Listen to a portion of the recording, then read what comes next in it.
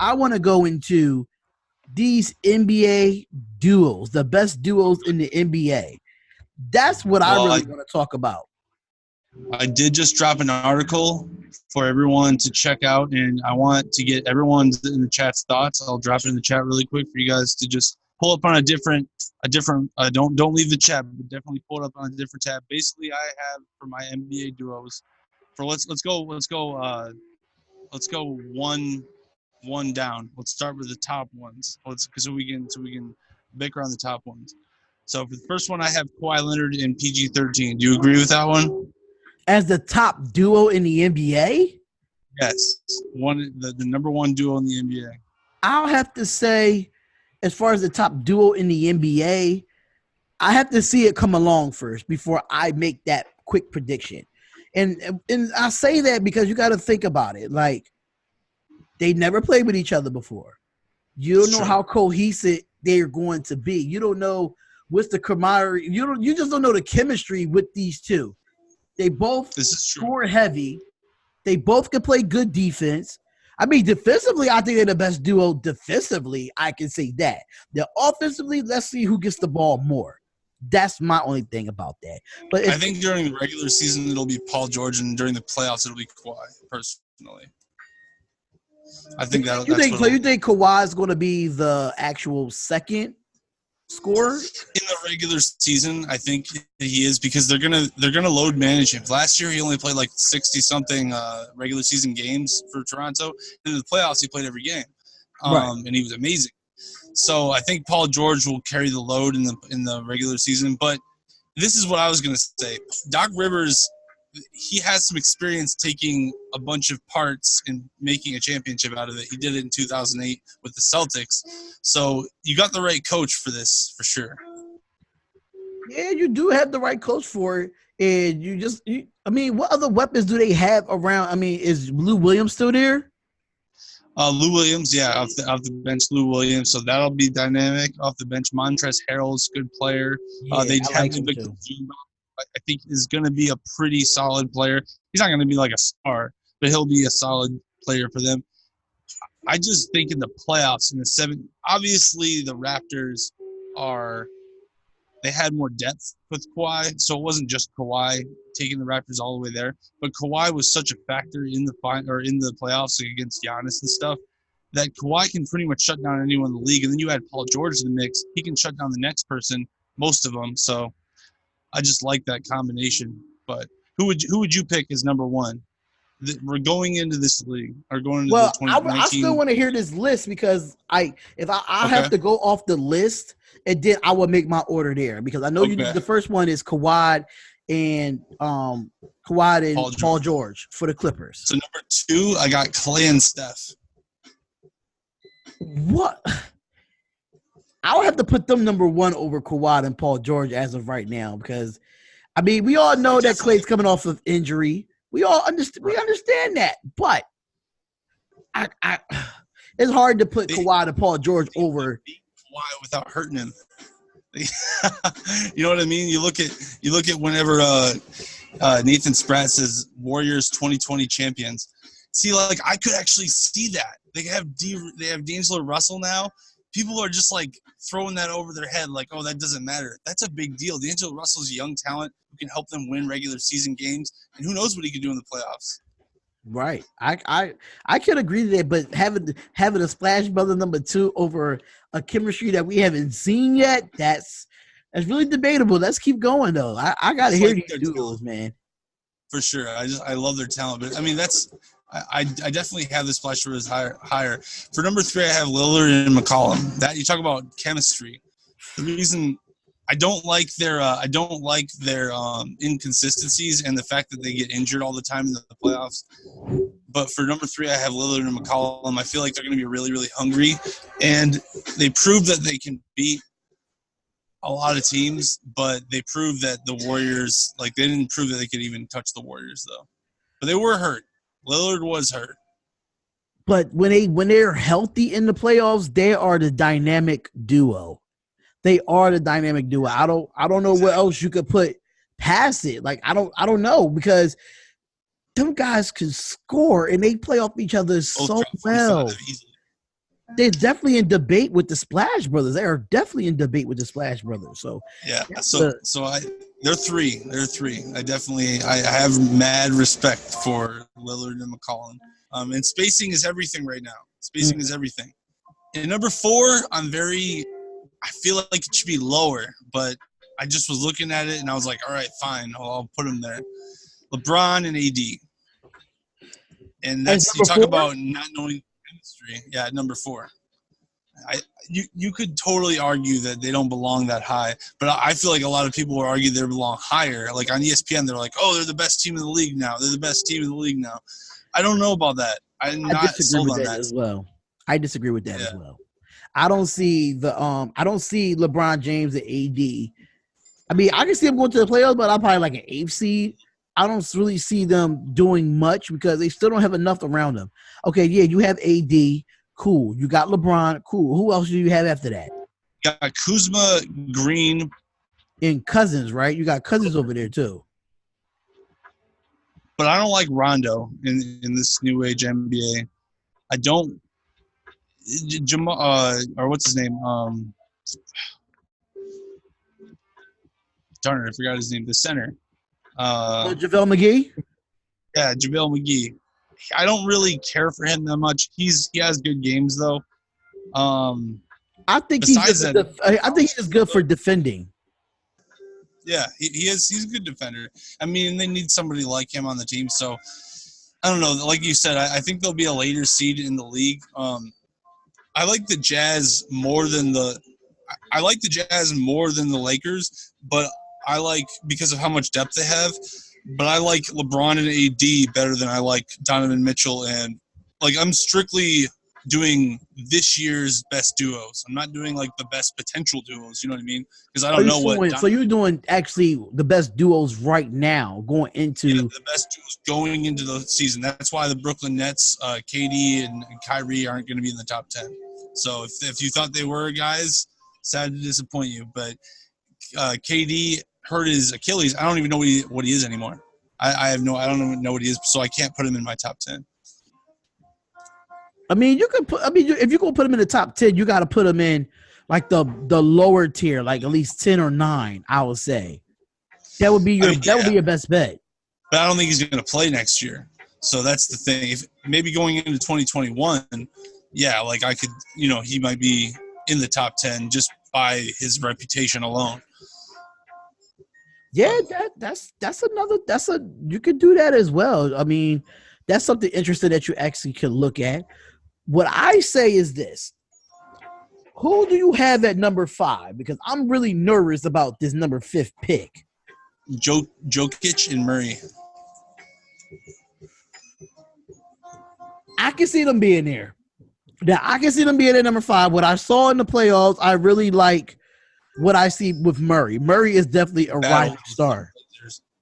Yeah, Murray can get it done from behind the arc, and Jokic is a really good passer. He's probably the best center passer in the league. So he's like kind of a weird mismatch for people. But his problem is he doesn't have like the greatest athleticism. He's kind of slow. So the reason why I put AD and LeBron, and one of the things I put for AD and LeBron is I'm really worried about both of their health, because if one of those guys goes, it's a wrap. I mean, they're not going to even be a playoff team. So LeBron and AD both have to stay healthy. But if they do stay healthy and they see Jokic and Murray, I'm thinking of like playoff matchups. If they see Jokic and Murray in the playoffs, I think they'll dominate them. Like I really do. Like, do you think LeBron's playing point guard this year? People forget LeBron is playing point guard. It's going to be easy for him to dominate some of these point guards.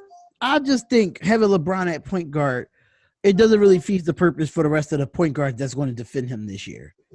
It's not going to feed the purpose. Some of them, it's LeBron's too big. Like, Young's going to dominate him. Exactly, yeah. For some of them, he'll dominate them.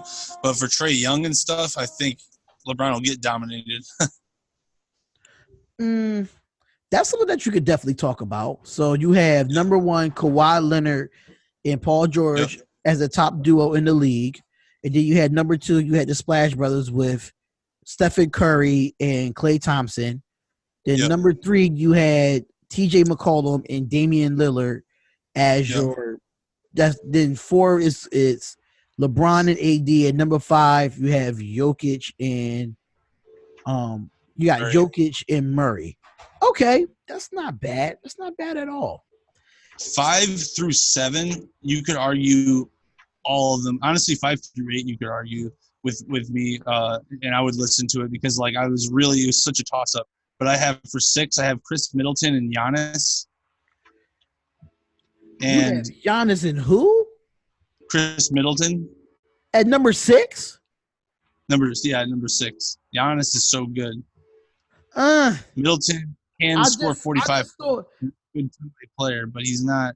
He's not a superstar. Care for Middleton. I mean, I care for him. I think he can shoot, but once he gets in a funk, he don't know how to get himself out of it. Yeah, that's. And I kind of have. No, I was gonna say I have Westbrook, Harden, and Simmons and Embiid. I kind of have them tied because I don't know what I'm gonna get out of. They shouldn't even be in the top 10. They don't really compliment each other like that. They don't compliment. I'm a real hard critic of my Sixers. Yeah, they don't compliment each other really well at all, and that's kind of where that's why I have them tied because I don't know if Harden and Westbrook are going to compliment each other either. Like the chemistry is something I talk about in this piece. Like I don't trust either of their chemistries. That's why I have Middleton and Giannis and Jokic and Murray higher than them. Is because I don't trust their chemistry. This next duo that I actually have high hopes for. I think they could jump to like number 5 or 6, and that's Mitchell and Conley, and that's number 9, Mitchell and Conley. Like, hold up, I love seeing them. Conley? Yeah, Mike Conley. Oh, Donovan. Oh, I forgot he's in Utah. Right. Yeah. Donovan Mitchell and Conley, that is a crazy backcourt. That's 1-2, yeah. And then you got Ingles at the 3 shooting 3-pointers. So that backcourt is going to be ridiculous. You got a 3-point specialist. And then you have Dante Exum off the bench who can do a lot of different things, play defense. He's really good. So I love the Jazz this year. And I think they could jump to number 5 if they can like kind of make this, they can complement each other a little bit. And if Mitchell can evolve a little bit, just get a little bit better. I just want to see him take that next step. He's got all the talent though. I love Mitchell. Mitchell's a good player. Yeah, Mitchell is definitely – I love Donovan Mitchell. I feel like he shouldn't have got snubbed from the All-Star game. That's another reason. I think that was a bad snub for him. Backhand. That was just a slap in the face to what he done this past year. That's just my personal opinion. So you have them at where now? I have them at 9. Okay, you have them at 9. So you have 6, Giannis and Middleton. Who you have at number 7? Number 7, I have, let's see. Let me pull that back up. I have number 7. This is one where I'm like, I don't know if James Harden and Russell Westbrook, just simply based on their own individual talents. You know what I mean? They're two, of the greatest talents. I don't think they're going to be a duo, though. I think it's going to be a lot of conflict there. I agree. They might not even make the playoffs. And if they make the playoffs, they might not get past the first round. There's a very good chance they won't get past the first round. Because they're going to be the only 2 scoring out of the rest of the whole team. I'm just like, they have 3-point shooters, but will Westbrook pass to them? That's my question. I think Westbrook would pass to them. He always double digits in assists. It's more of Harden if he's going to pass the ball. It's more of James Harden. It might work out really well. Like, I'd be surprised if it were. So here's the thing. It might work out well because it is unorthodox, and Mike D'Antoni is a guard-centric guy. So he could kind of say, all right, Westbrook, like, Harden's going to go to the 2 now. No, get him the ball. And that could work. I don't know. It's possible. I don't think it's likely, but it's possible. Yeah, it's possible. It's definitely possible. So let me just recap for anybody that's just coming into the chat. And hit that like button, y'all. Please hit that like button. We really need to get to like 20 likes at least by the end of this stream. 25 likes. Share this stream everywhere. So just a recap for people that just came into the chat. Number 1, we're going to get into the Dak situation. We're going to get into that little $40 million. I know y'all talking about it in the chat. I do see y'all. Shout out to the Rumboyz Fantasy Network. They are in the chat.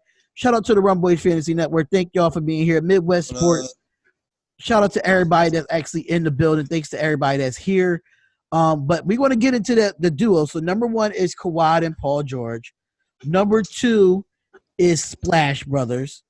Klay Thompson and Steph Curry.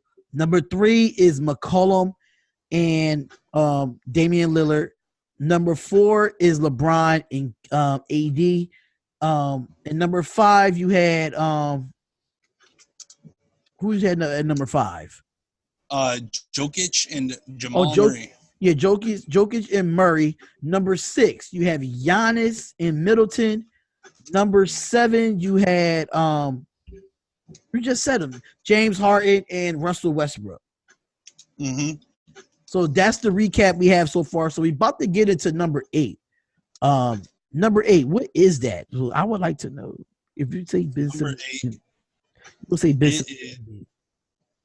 It's your boys, Joel Embiid and Ben Simmons. Let me give you the reasons why, and you might not think so, but I say the first thing I said, I'm not sold on this team or this duo from a chemistry perspective, and I don't know if it can be sustained over a long period of time, like over more than 1 year after this year.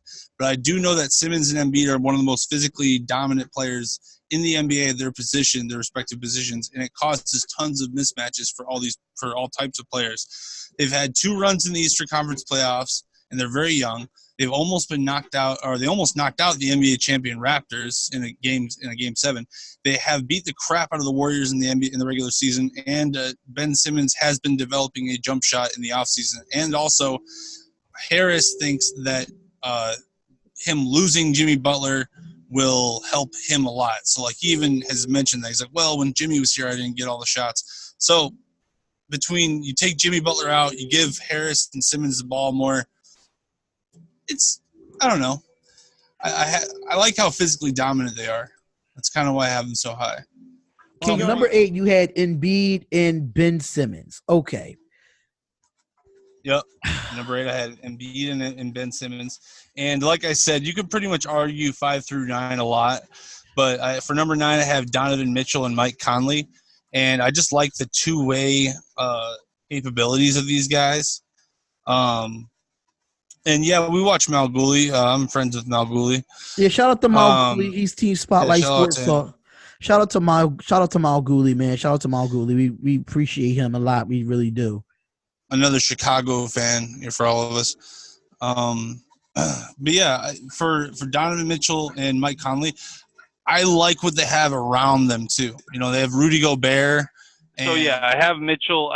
Mitchell, and I really like Mitchell's capabilities. I think he's been working a lot on his long-range game. He's trying to space the floor really well. I love Joe Ingles, and Rudy Gobert is so underrated and such a good, solid player for the Jazz, and they have a good coach. I really I'm waiting for them to pop, but I don't know if they're physically or skillfully ready to go to the finals yet. I think this might be a good year for the Blazers to go to the finals, but it could also be a good year for the Splash Brothers to go back to the finals too. So I don't know. That's another thing too. Have the Blazers go to the finals. That would be lovely to see a different West Coast team goes to the finals. But I like the Clippers though. I think the Clippers might go, but we gotta finish getting into this duo. So where were we at? Number 9? Number 9.